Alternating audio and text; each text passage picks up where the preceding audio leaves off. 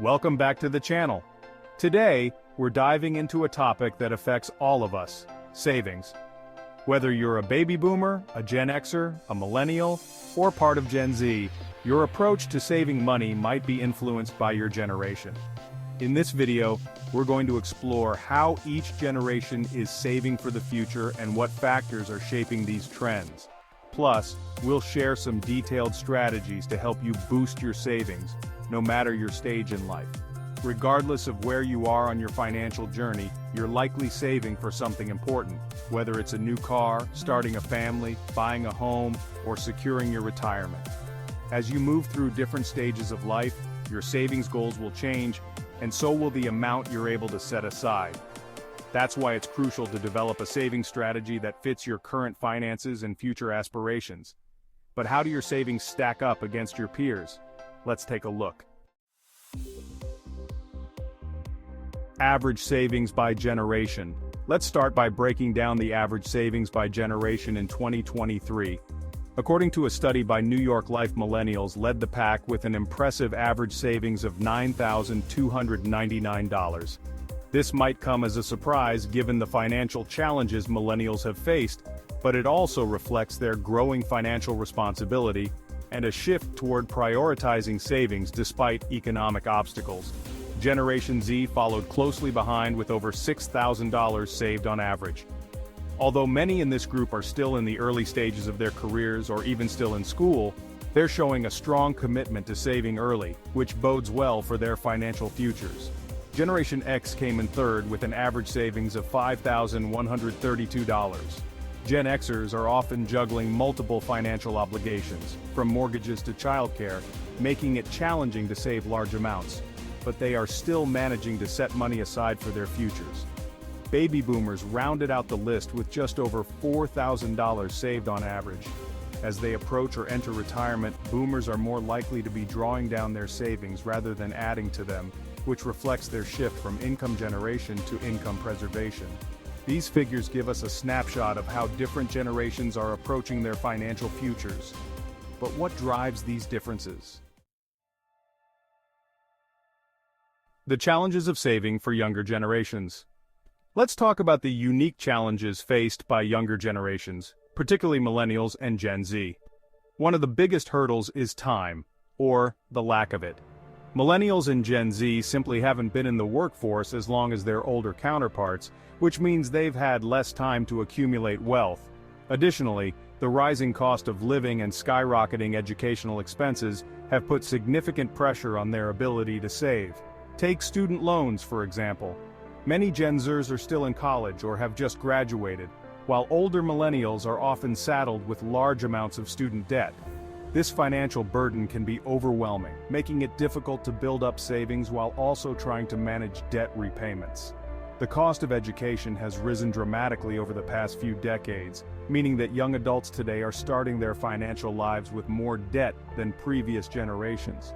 On top of that, housing costs have increased significantly, making it more challenging for younger generations to save for down payments or afford homes.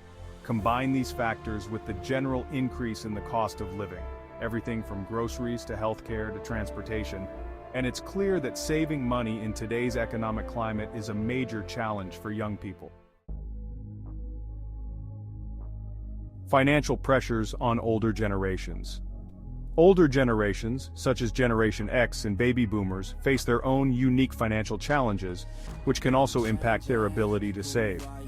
Generation X is often referred to as the sandwich generation because they're caught between caring for their aging parents and supporting their own children. This dual responsibility can strain their finances, making it difficult to prioritize savings. Generation X also tends to carry higher levels of debt, particularly credit card debt. According to recent data, Generation X has the highest average credit card balance at $9,123. With such significant financial obligations, from mortgages to car payments to childcare costs, it's understandable why saving can sometimes take a back seat. As for baby boomers, they're at a different stage of life. Many boomers are already retired or nearing retirement, which means they're transitioning from earning an income to relying on their savings, pensions, and Social Security. As they move into this phase, they often face rising healthcare costs, which can quickly deplete their savings. The cost of healthcare tends to increase with age, and for those on a fixed income, these expenses can be particularly burdensome. Additionally, with interest rates on traditional savings accounts remaining relatively low, boomers may find it challenging to grow their savings through conservative investments. No matter which generation you belong to, there are always ways to improve your saving strategy.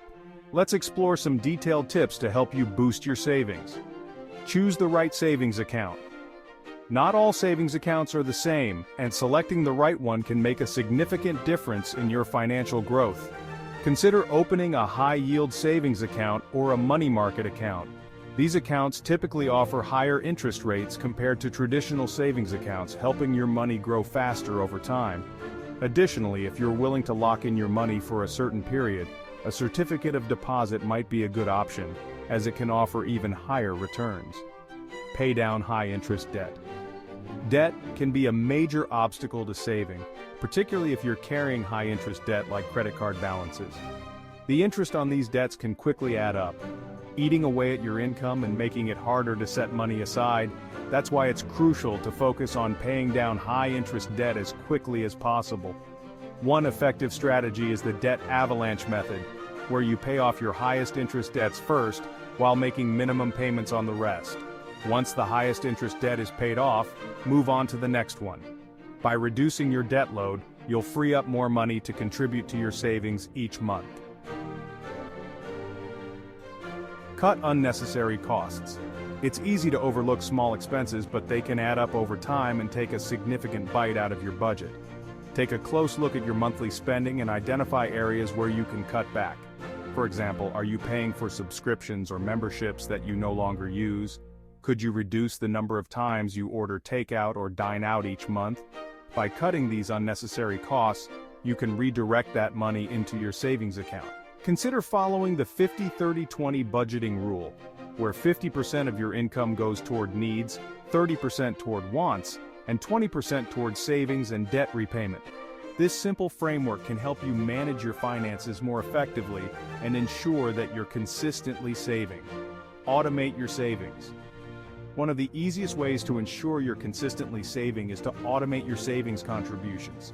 By setting up automatic transfers from your checking account to your savings account, you can make saving a habit without even thinking about it.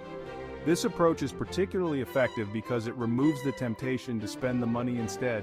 You can start by setting aside a small percentage of your income each month and gradually increase the amount as you become more comfortable. Over time, these regular contributions will add up, helping you build a substantial savings cushion. In the end, everyone's financial journey is unique, and your saving strategy should reflect your personal goals and circumstances. Comparing yourself to others can be helpful, but it's more important to focus on your own progress and make adjustments as needed. Remember, it's never too late or too early to start saving. Whether you're just starting out or nearing retirement, there are steps you can take to improve your financial outlook and achieve your goals. If you found this video helpful, give it a thumbs up, leave a comment below on how you're working to boost your savings, and don't forget to subscribe for more financial tips and insights. Thanks for watching, and we'll see you in the next video.